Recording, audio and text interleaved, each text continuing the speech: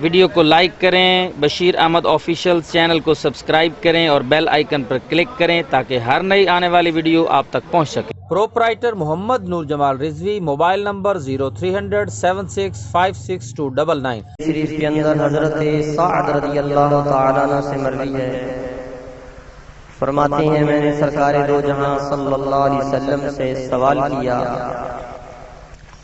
یا رسول اللہ صلی اللہ تعالیٰ علیہ وسلم، بلا کس پر سب سے زیادہ آتی ہے؟ یعنی امتحان کس کا زیادہ لیا جاتا ہے؟ سرکار دو جہاں صلی اللہ علیہ وسلم نے فرمایا سب سے زیادہ بلا انبیاء پر ہوتی ہے، پھر جو بہتر ہیں، پھر جو بہتر ہیں، پھر جو بہتر ہے۔ 3 مرتبہ یہ ارشاد فرمایا۔ سرکار دو جہاں صلی اللہ علیہ وسلم جیسا کلام فرماتے ہیں ایسا کلام کوئی اور کر نہیں سکتا۔ انداز ہی دیکھیے، یہ نہیں فرمایا پھر انبیاء کے بعد جو کم درجہ کی ہیں، یہ بھی کہہ سکتے تھے کہ انبیاء کے بعد جن کا درجہ کم ہے، پھر ان کے بعد جن کا درجہ کم ہے، مفہوم پھر بھی یہی ہے، لیکن سرکار نے کمی کا لفظ استعمال نہیں فرمایا۔ فرمایا سب سے زیادہ بلا انبیاء پر آتی ہے، پھر جو بہتر ہے، پھر جو بہتر ہے، پھر جو بہتر ہے۔ اعلیٰ حضرت عظیم البرکت کے دور میں ایک شاعر تھا، تو وہ بھی نعتیں لکھا کرتا تھا، تو آپ تک اس کا ایک مصرع پہنچا، شان یوسف جو گھٹی تو اسی در سے گھٹی۔ آپ نے جب یہ مصرع دیکھا فرمایا یہ شاعر کیسا شاعر ہے، حضور تو کسی کی شان گھٹانے آئے ہی نہیں، اور اے بندہ خدا یوں کہو شان یوسف جو بڑھی تو کسی در سے بڑھی، یہ یوں کہا کرتا۔ تو سرکار نے کسی کو گھٹایا ہے ہی نہیں، سرکار کے دامن سے جو وابستہ ہو گیا آپ نے اسے بلندی کی۔ یہ دیکھو قیامت تک کے لیے سید کا احترام کیا جاتا ہے، سید کیسا بھی ہو پھر بھی ہم احترام کرتے ہیں، کیوں؟ آل رسول۔ تو حضور کے دامن سے جو وابستہ ہو جائے حضور اسے گھٹاتے نہیں ہیں، حضور اسے بڑھاتے نہیں۔ تو انبیاء پر آپ صلی اللہ علیہ وسلم نے فرمایا سب سے زیادہ بلا آتی ہے، پھر فرمایا جو بہتر جو بہتر جو بہتر، اور اس کے بعد فرمایا پھر دین میں جتنا کوئی قوی ہوتا ہے، مضبوط ہوتا ہے، اس پر بلا بھی اتنی سخت ہوتی ہے، اور جو جتنا دین میں ضعیف ہوتا ہے اللہ اس پر آسانی کر دیتا ہے۔ امام الانبیاء علیہ السلام کی نبوت کا اعلان راہبوں نے 12 سال کی عمر میں کر دیا تھا، مگر افسوس ہے ان لوگوں پر جو نبی کے بارے میں کہتے ہیں 40 سال تک نبی ہونے کی خبر نہیں۔ ارے تم سے تو یہودی بہتر ہے، ابھی ایمان بھی نہیں لائے، یہودی ہیں لیکن کہتے ہیں کہ یہ خاتم النبیین ہے، کیونکہ وہ نشانیاں جو ہم نے تورات اور انجیل میں پڑھی ہیں وہ ساری محمد رسول اللہ کی ذات میں اس عمر میں بھی ہمیں دکھائی دیتی ہیں۔ میرے آقا علیہ السلام کی ابتلاء و آزمائش اور امتحانات کا سلسلہ بڑھتے بڑھتے ایک عظیم تاجر بن گئے۔ جب ایک عظیم تاجر بن گئے پھر تجارت بھی کیسی ہے، اپنی نہیں ہے، مال پر آیا ہے، مال کسی کا ہو تاجر خود ہو، ذرا اپنے سینوں پہ ہاتھ رکھ کے پوچھو کیا کیفیت ہوگی، دل میں خیال آتا ہے چل ڈنڈی مار لے، کون سا کچھ دیکھ رہا ہے۔ سرکار نے ایک پائی کا پیسہ، ایک پیسے کا جو تھا حساب کتاب ایسے چکایا کہ اگر آپ کے ساتھ جانے والا کوئی تاجر 2 روپے کما کے لاتا تھا آپ 4 روپے منافع میں دے رہے ہوتے تھے۔ ارے وہ بھی ادھر ہی جا رہا ہے، آپ بھی ادھر جا رہے ہیں، آپ کا منافع ڈبل ہے اور دوسرے کا سنگل ہے، کیا وجہ تھی؟ امین تھے، صادق تھے، غیروں نے بھی تسلیم کر لیا کہ اگر امین ہے کوئی دنیا کے اندر، صادق ہے کوئی تو وہ صرف محمد رسول اللہ کی ذات۔ جوانی کے اندر 25 سال کی عمر مبارک تھی تو کافر یہ کہا کرتے تھے محمد رسول اللہ کے مقابلے کا امین اور صادق کائنات کو ہم نے دیکھا ہی نہیں۔ یہ امتحان تھا، امتحان پڑھتے پڑھتے جب اعلان نبوت منصب نبوت پر فائز ہوئے تو آپ صلی اللہ علیہ وسلم کی نبوت کے بعد کا جو 23 سالہ پیریڈ ہے، ایک لمحہ میرے آقا کریم علیہ السلام کا ابتلاء و آزمائش میں نکلا۔ اس سے بڑی آزمائش اور کیا ہوگی کہ اللہ جل مجدہ کی جب وحی آتی تھی تو سرکار کی پیشانی پر پسینہ آ جایا کرتا تھا۔ ارے قرآن سے پوچھتے ہیں اے قرآن تو پہاڑوں پر ہی آ جاتا، قرآن کہتا ہے لو انزلنا هذا القرآن على جبل لرأيته خاشعا متصدعا من خشية الله۔ خدا کے خوف سے پہاڑ بھی ریزہ ریزہ ہو جاتے اگر ہم پہاڑ پر قرآن کو نازل کرتے. یہ پہاڑ اس کو برداشت نہ کر سکتا. یہ برداشت کا مادہ اور صبر کا مادہ ہم نے محمد رسول اللہ کے سینے میں رکھا تھا. پہلی وحی آئی, بخار کی کیفیت طاری ہو گئی, گھر میں دوڑے ہوئے آئے, فرمایا خدیجہ زملونی, مجھے چادر اڑا, سردی لگ رہی ہے, کہاں رہا. کیا یہ ابتلا نہ تھی, امتحان نہ تھا, تو اور کیا تھا. پہلی وحی آئی, بخار کی کیفیت طاری ہو گئی, گھر میں دوڑے ہوئے آئے, فرمایا خدیجہ زملونی, مجھے چادر اڑا, سردی لگ رہی ہے, کہاں رہا. کیا یہ ابتلا نہ تھی, امتحان نہ تھا, تو اور کیا تھا. آقا کریم علیہ الصلوۃ والسلام نے سن 1 نبوی سے لے کر سن 13 ہجری تک کا جو 23 سال عرصہ گزارا ہے, میرے آقا کریم علیہ الصلوۃ والسلام کا کوئی ایک لمحہ ثابت تو کرے کہ سکون سے گزارا, کوئی ایک لمحہ ثابت کرے کہ سکون سے گزارا ہو. لمحہ لمحہ جو ہے کہیں جنگیں ہو رہی ہیں, غزوات ہو رہے ہیں, لڑائیاں ہو رہی ہیں, اور کہیں جو ہے سب سے بڑا غم امت کے گناہوں کا غم اور نہ صحیح, لیکن سب سے بڑا غم جو میرے آقا کریم علیہ الصلوۃ والسلام کو تھا اپنی امت کے گناہوں کا تھا. وہ سامنے رکھ کر محفلوں میں بھی رویا کرتے تھے, گھروں میں بھی رویا کرتے تھے, تنہائی میں بھی رویا کرتے تھے, ساری رات روتے ہوئے کہا کرتے تھے میرے مولا میری امت کو بخش دے, میری امت کو بخش دے, اے اللہ میری امت کو بخش دے. عائشہ صدیقہ بھی عرض کرتی تھی یا رسول اللہ, اللہ نے تو آپ کی بخشش اور مغفرت کا قرآن میں جو ہے وہ نزول کر دیا ہے, غفر اللہ ہو ما تقدم من ذنبی کا وما تأخر. یا رسول اللہ اتنا نہ رویا کرو. فرمایا جب میرے رب نے مجھے اتنا مجھ پر احسان کیا ہے تو افلا اکون عبدا شکورا, کیا میں اپنے رب کا شکر گزار بندہ نہ بنوں. میں تو اپنا رب کا شکر کرتا ہوں میرے مولا, جتنا منصب تم نے مجھے دیا ہے, جن مصائب و آلام سے مجھے جو ہے گزارا ہے, خبر کی توفیق تم نے دی ہے, میں تیرا شکر گزار بندہ ہوں. اور زندگی کے آخری 11 ایام 11 دن وہ کسے بھولے ہوئے ہیں. سفر المظفر کا آخری دن تھا, اس وقت سے لے کر اور 12 ربیع الاول تک کے دن جو ہے میرے آقا کریم علیہ السلام نے بیماری میں گزارے, اور بیماری کی حالت یہ تھی کئی مرتبہ رشی طاری ہو جایا کرتی تھی, وضو کرتے پھر بیہوشی سی کیفیت والی طاری ہو جاتی, پھر آپ مسجد میں تشریف نہ لاتے. بالآخر جو ہے آپ صلی اللہ علیہ وسلم نے اپنے مسلح پر کھڑے ہونے کے لیے بھی حضرت سیدنا ابو بکر صدیق رضی اللہ تعالیٰ کو متعین فرمایا. اور ایک مرتبہ جب کچھ افاقہ ہوا تو آپ 2 صحابہ کرام کا سہارا لے کر مسجد کے اندر اس حال میں تشریف لائے کہ پاؤں زمین پر لگتے ہی نہیں تھے, گھسٹ کر مسجد میں تشریف لا رہے ہیں. یہ بیماری ہے امام الانبیاء علیہ الصلوۃ والسلام کی. تو بیماری جس پر جتنی زیادہ آتی ہے سمجھو خدا اس سے اتنا ہی راضی ہے, جس کا منصب جتنا زیادہ ہوتا ہے اس پر بلا اور امتحان اتنا ہی زیادہ ہوتا ہے. آقا کریم علیہ الصلوۃ والسلام کی زندگی مبارکہ وہ زندگی مبارکہ ہے کہ قبضے میں جن کے ساری خدائی, قبضے میں جن کے ساری خدائی, ان کا بچھونا ایک جتائی, نظروں میں کتنی ہے تھی دنیا صلی اللہ علیہ وسلم. ارے بستر نازنین دیکھو, اور بستر بھی وہ ہے سیاستہ میں آتا ہے کہ آپ صلی اللہ علیہ وسلم جس پہلو کے آپ بستر کی طرف پر لیتے اور نشان پڑ جایا کرتے تھے آپ کے جسم اقدس پر. کھجوروں کی چھال کا تو بنا ہوا تھا, تو ریشم کا تھوڑا تھا. صحابہ کرام نے عرض کیا یا رسول اللہ, بادشاہوں کے جو ہے بستر نازنین ہوتے ہیں, نازک ہوتے ہیں, حکم ہو تو یا رسول اللہ آپ کے لیے کوئی نازک بستر جو ہے وہ نہ بنایا جائے. آپ کی آنکھوں میں آنسو آ گئے. فرمایا میرے صحابیوں, ساری دنیا میرے اللہ کے نزدیک ایک مرے ہوئے مچھر کے پاؤں سے بھی کم اور ذلیل ہے, میں اسے کیسے پیار کروں, میں دنیا سے پیار نہیں کرتا. آقا کریم علیہ السلام کے گھر مبارک میں ایک بکری کا دھویا ہوا دودھ کسی صحابی نے بطور تحفہ بھیجا, گھر میں موجود ہے, ابھی دودھ آیا ہی تھا تو ایک مہمان آ گیا. مہمان کے آنے پر آپ صلی اللہ علیہ وسلم نے فرمایا گھر میں کچھ ہے. عرض کی یا رسول اللہ, ایک بکری کا دھویا ہوا دودھ ابھی آیا ہے, وہ موجود ہے. فرمایا اس سے لگا مہمان آ گیا. راوی فرماتے ہیں جب وہ لایا گیا دودھ تو آپ صلی اللہ علیہ وسلم نے فرمایا گزشتہ رات جو گزری ہے وہ بھی ہم پر فاقہ سے گزری اور یہ رات بھی ہم پر فاقہ سے گزری. ساری دنیا کے مالک ہیں, مختار ہیں, مگر فاقہ کشی ہو رہی ہے. کئی ہفتے کئی مہینے گھر میں چولہا ہی نہیں جلتا تھا. کیونکہ سارے نبیوں سے افضل نبی ہیں, اس لیے سارے نبیوں میں سے سب سے زیادہ امتحان میرے اور آپ کی آقا علیہ الصلوۃ والسلام کا لیا گیا. اللہ پاک آپ صلی اللہ علیہ وآلہ وسلم کے درجات مزید بلند سے بلند فرمائے اور آپ کے صدقے میری اور آپ کی بخشش فرمائے. ابو داؤد شریف کے اندر محمد بن خالد عن ابیہ عن جدہ کی سند سے ایک روایت آتی ہے. آپ فرماتے ہیں کہ سرکار دو جہاں صلی اللہ علیہ وسلم نے ارشاد فرمایا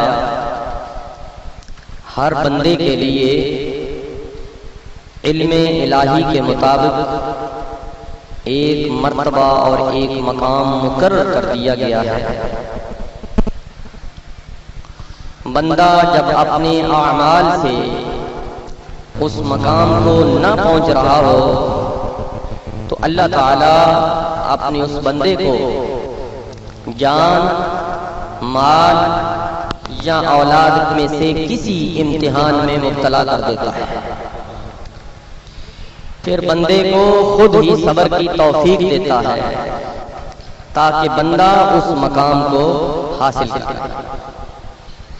لہذا بندہ پھر صبر کرتا ہے اور اس صبر کی وجہ سے بندہ اس علم الہی میں جو مقام مقرر تھا اس مقام کو پا لیتا ہے.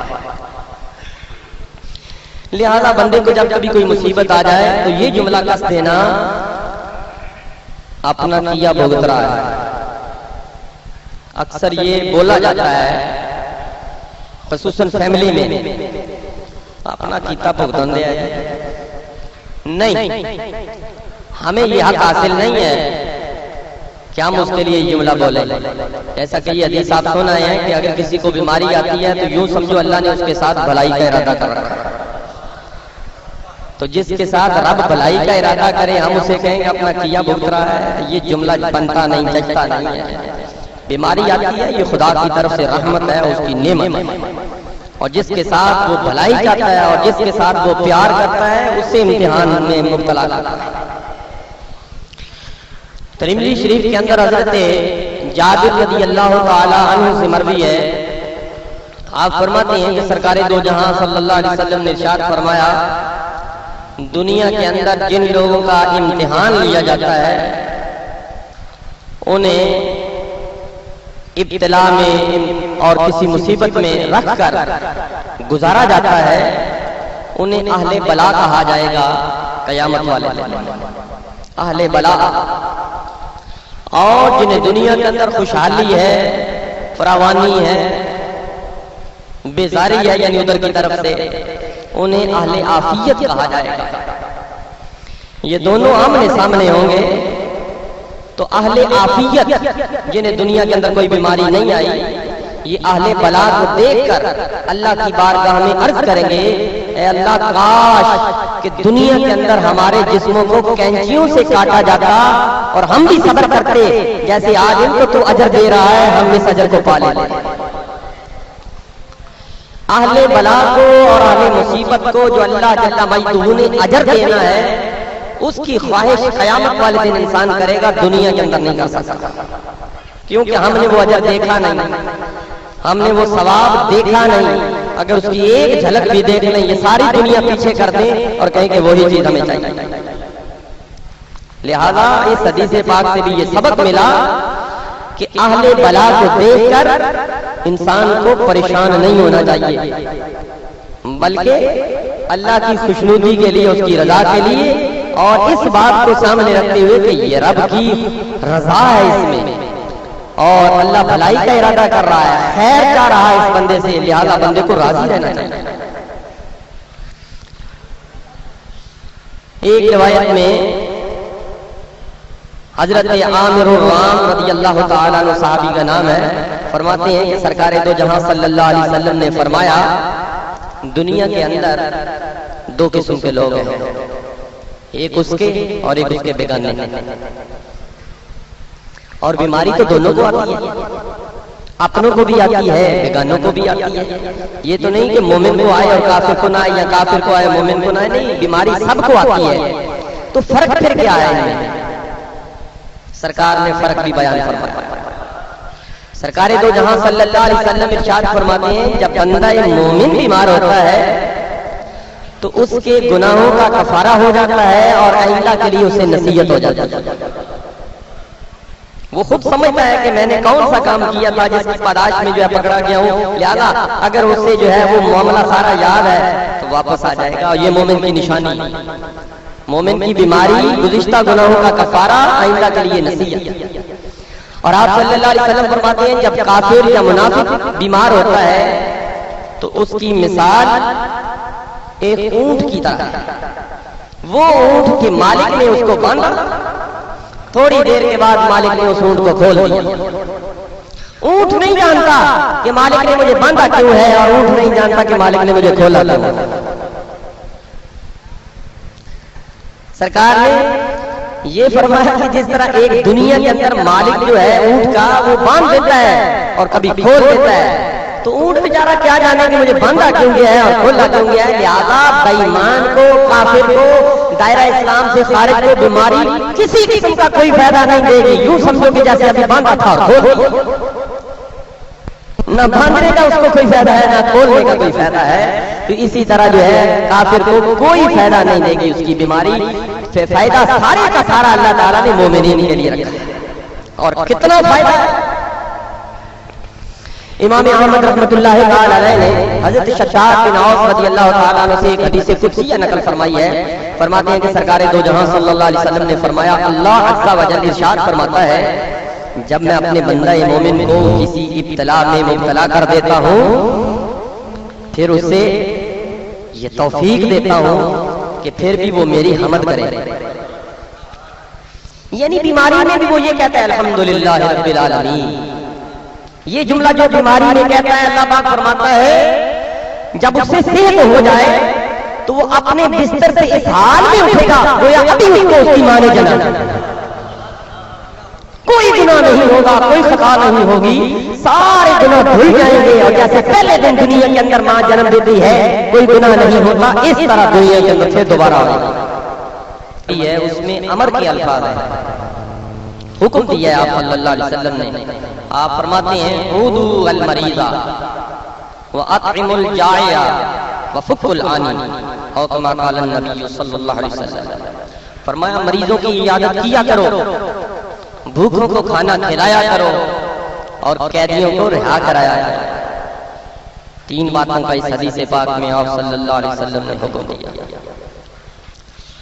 حضرت ثوبان رضی اللہ تعالیٰ عنہ سے اس کی فضیلت میں یہ الفاظ ہیں، ان المسلم اذا عاد اخاہ المسلم لم یزل فی الغرفۃ الجنہ۔ صحابہ کرام نے عرض کیا یا رسول اللہ وما غرفۃ الجنہ؟ قال جناحا، او کما قال النبی صلی اللہ علیہ وسلم۔ فرمایا جب ایک مسلمان دوسرے مسلمان کے پاس جا کر عیادت کرتا ہے، تیمارداری کرتا ہے، تو وہ جب تک اس کے پاس ہے واپس پلٹنے تک وہ جنت کے میوے چن رہا۔ صحابہ اکرام کو یہ سمجھ میں نہ آئی تھی، عرض کی یا رسول اللہ یہ غرفۃ الجنہ کیا ہے؟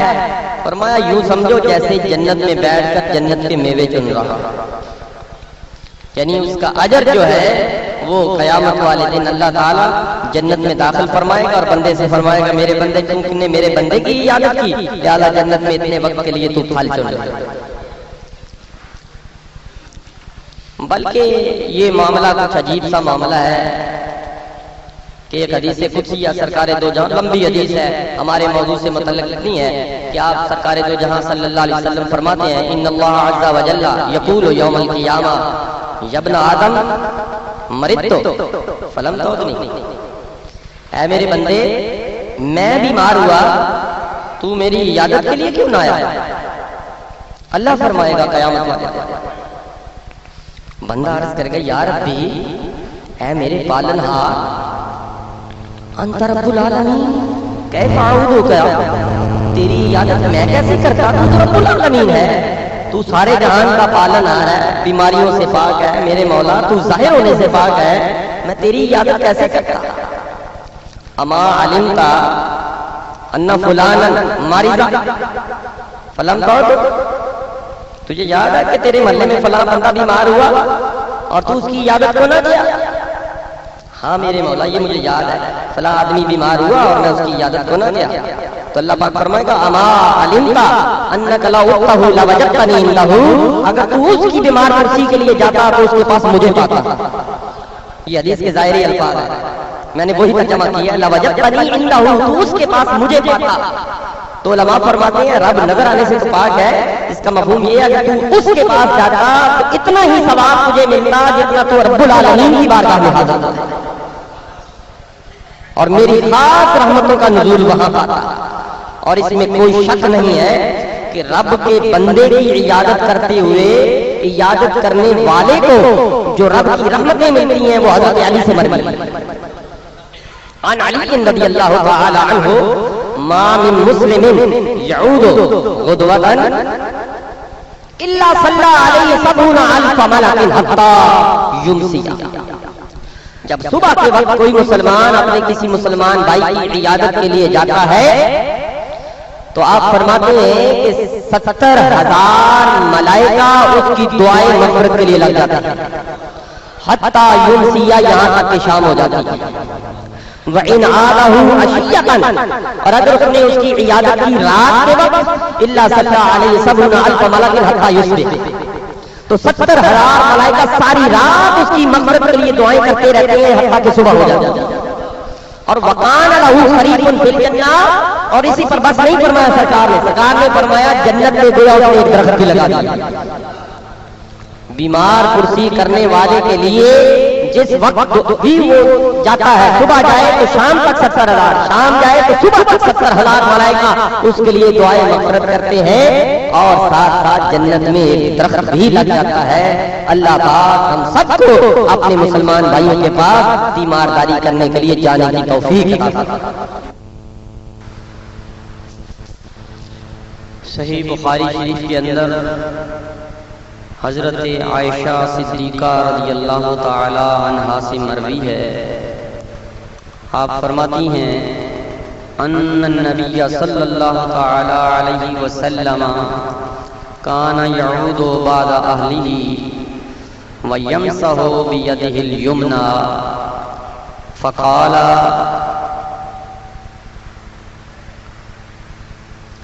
آپ صلی اللہ علیہ وسلم جب کبھی کسی اپنے اہل خانہ میں سے بیمار کی بیمار پرسی کے لیے تشریف لے جاتے تو آپ اپنا دایاں ہاتھ بیمار کے اوپر پھیرتے اور ساتھ یہ کلمات پڑھتے،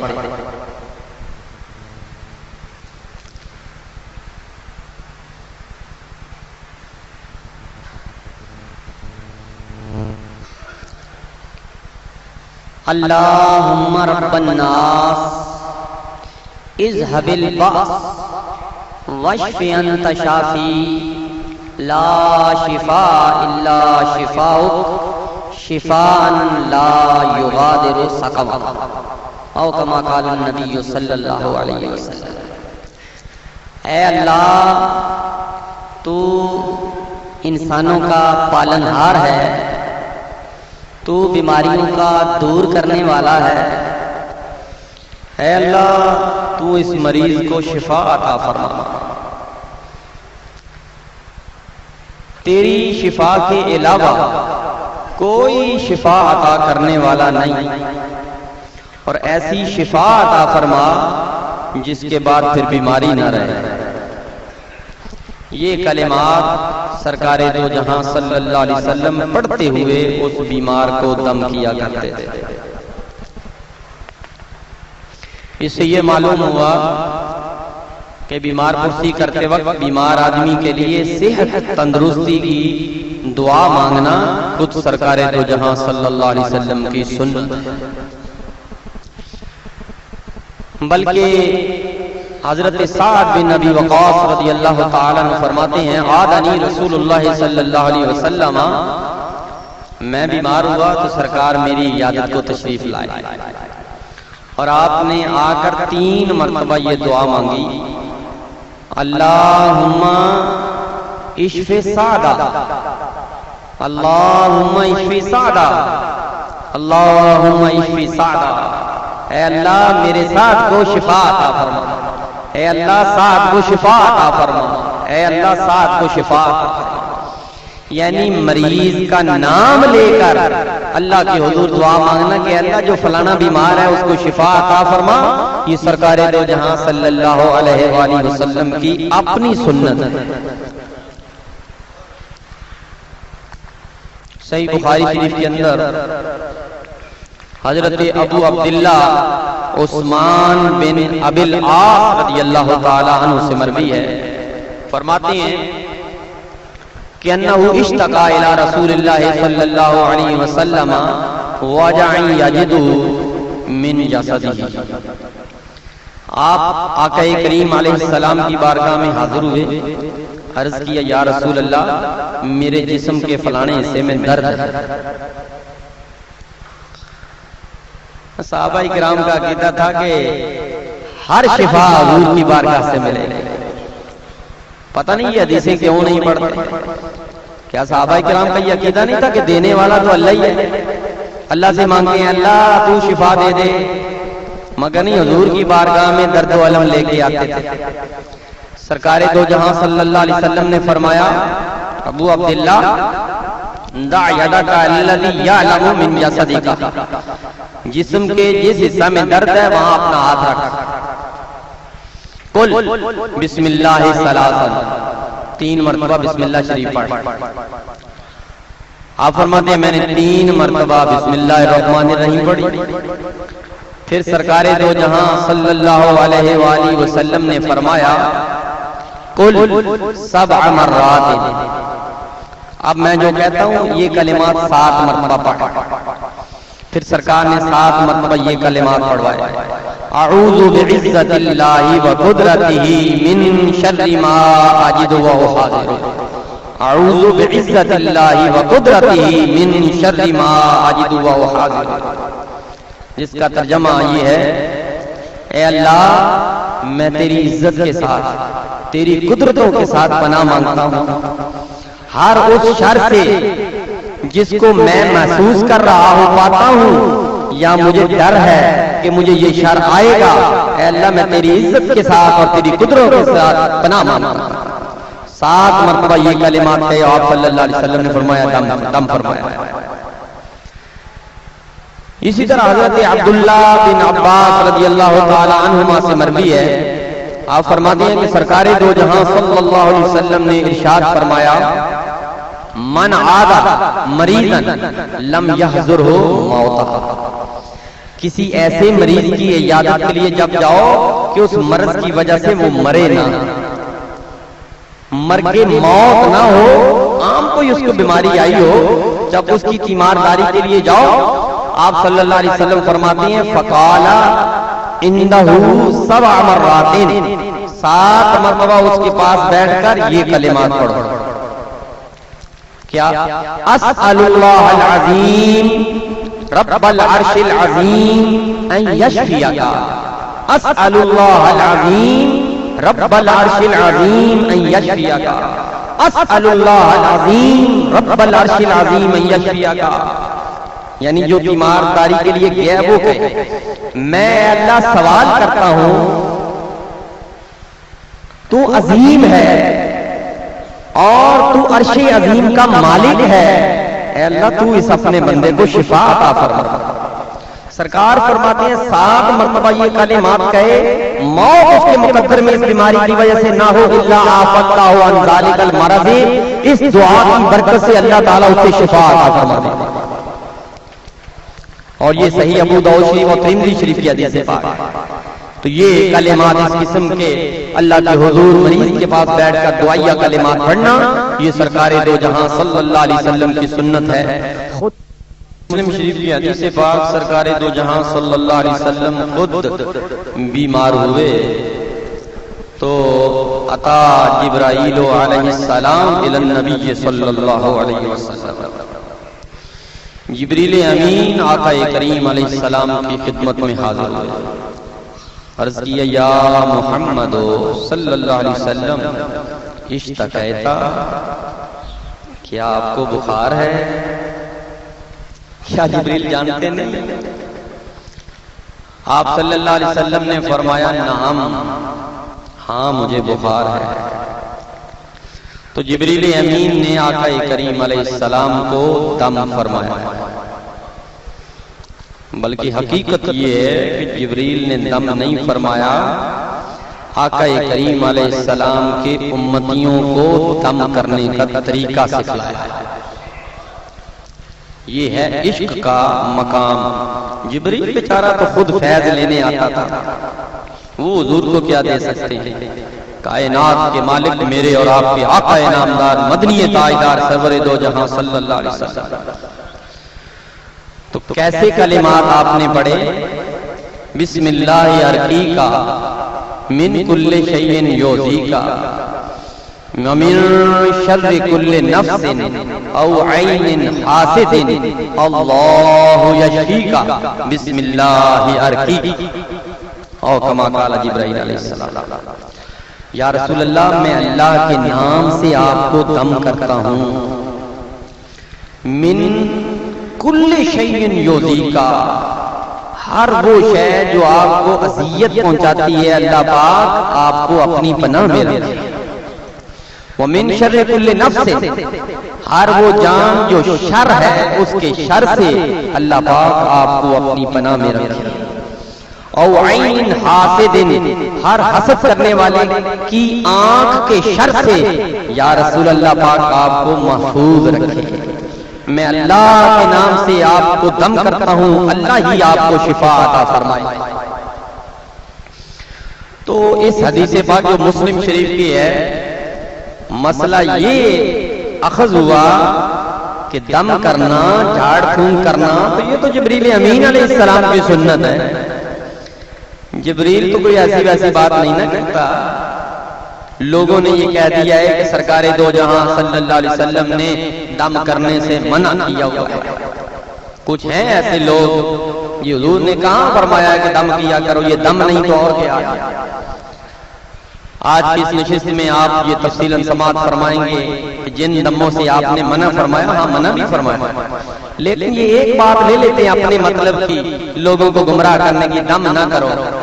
ارے سرکار نے یہ نہیں فرمایا مطلقاً دم نہ کرو، بلکہ فرمایا جن کلمات میں شرک کی ملاوٹ ہو ایسا دم نہ کرو۔ جہاں تک مطلق دم کرنے کا تعلق ہے، سرکار دو جہاں صلی اللہ علیہ وسلم کی بارگاہ میں حضرت اسماء بنت عمیس رضی اللہ تعالیٰ عنہ حاضر ہوئی، عرض کی یا رسول اللہ، فلانا میرا رشتہ دار جو جعفر ہے اس کی اولاد کو بڑی جلدی نظر بد لگ جاتی ہے۔ تو سرکار نے فرمایا اگر نظر بد لگ جاتی ہے تو اس کو دم کرایا کرو، جھاڑ پھونک کرا لیا کرو۔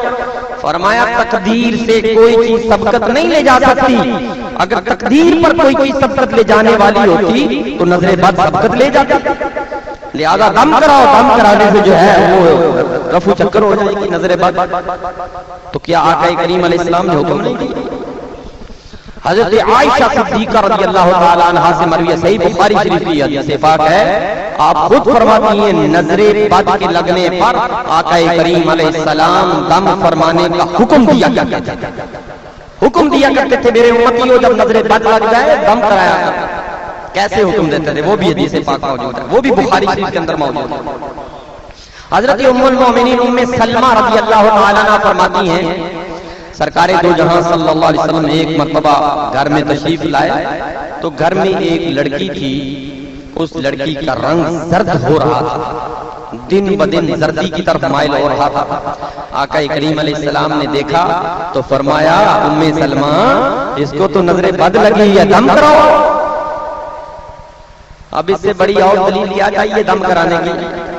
آقا کریم علیہ السلام حکم دے رہے ہیں ام سلمہ اس کو نظر بد لگی ہوئی ہے، اس سے دم کراؤ۔ آئیے وہ روایات جن میں آپ نے منع فرمایا۔ آقا کریم علیہ السلام نے مطلقاً حکم دیا کہ دم نہ کرایا، مطلق۔ سرکار دو جہاں صلی اللہ علیہ وسلم کے صحابی حضرت عمر بن حزم رضی اللہ تعالیٰ عنہ یہ اعلان سن کر آپ کی بارگاہ میں حاضر ہوئے، عرض کیے یا رسول اللہ ایک اعلان سنا ہے کہ دم نہ کرایا کرو۔ فرمایا ہاں میں نے اعلان کیا ہے۔ عرض کیے یا رسول اللہ میرے پاس تو بچھو کے لڑنے پر ایک جھاڑ پھونک ہے، جس کو لڑ جائے میں وہ جھاڑ پھونک کرتا ہوں، اس کا درد جو ہے چلا جاتا ہے، اور وہ زمانہ جاہلیت سے میرے پاس علم ہے۔ فرمایا مجھے وہ کلمات سناؤ۔ حضرت عامر بن حزم رضی اللہ تعالیٰ عنہ کہتے ہیں میں نے وہ کلمات آپ کی بارگاہ میں پیش کیے، سرکار نے فرمایا ایسے دم میں کوئی حرج نہیں ہے، دم کیا کرو، ہر وہ شے جس سے تمہارے بھائی کو نفع پہنچے وہ کر لیا، ہائے ہائے شرک نہ ہو اس میں، اور ہر وہ شے ہر وہ عمل کر لیا کرو شرک کی ملاوٹ سے پاک ہو جس سے تمہارے بھائی کو نفع پہنچے۔ آج ہی آپ یہ مسئلہ پوچھ رہے تھے کہ یہ کام کرنا میرے لیے کیسا ہے، خدا کی شان کی حدیث ایسی ہی مل گئی ہے آج کے درس میں کہ آقا کریم علیہ السلام نے فرمایا ہر وہ عمل کر لیا کرو جس سے تمہارے بھائی کو نفع پہنچ رہا ہو لیکن شرک کی ملاوٹ نہ ہو۔ تو سرکار دو جہاں صلی اللہ علیہ وآلہ وسلم نے، بلکہ ایک اور بھی روایت ہے، حضرت عوف بن مالک اشجعی رضی اللہ تعالیٰ عنہ یہ حاضر ہوئے، عرض کیے یا رسول اللہ میرے پاس زمانہ جاہلیت کے جھاڑ پھونک موجود ہے، میں کر لیا کروں؟ سرکار نے انہیں بھی یہی فرمایا اے عوف بن مالک کو مجھے سناؤ۔ انہوں نے وہ کلمات سنائے، وہ زمانہ جاہلیت کے تھے کلمات، آپ صلی اللہ علیہ وسلم نے سن کر فرمایا ایسے کلمات پڑھنے میں کوئی حرج نہیں ہے کیونکہ ان میں شرک کی بو بھی نہیں ہے۔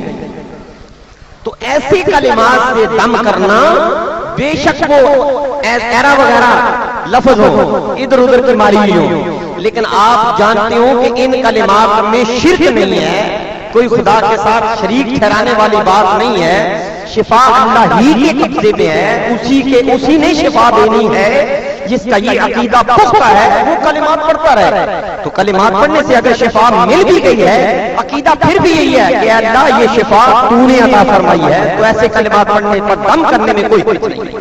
اللہ پاک ہم سب کو آقا کریم علیہ الصلوۃ والسلام کی لائی ہوئی پیاری نورانی شریعت مطہرہ کے مطابق چلنے کی، عمل کرنے کی توفیق عطا فرمائے۔